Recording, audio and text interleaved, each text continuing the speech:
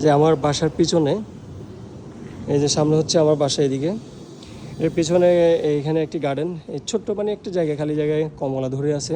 মানে কমলাগুলো খুবই দেখতে খুবই আকর্ষণীয় লাগতেছে, কেউ খাচ্ছে না, নিচে পড়ে আছে দেখুন। মানে একটা যে পাখি পাখি এসে খাবে সেটিও না, এখানে আরেকটি সেম, সবগুলোরই অবস্থা। তো আমি যদি একটি নিই এবং ছিঁড়ে দেখি, খেয়ে দেখতে পারি কীরকম।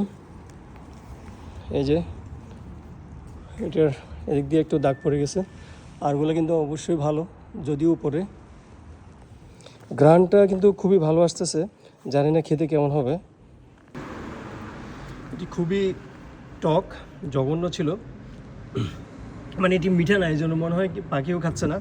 তবে কিছু কিছু গাছ আছে খুবই সুস্বাদু, মানে খুবই মিষ্টি ফল, ওইগুলো অবশ্য পাখিরা এসে খেয়ে ফেলে অথবা মানুষও খায়।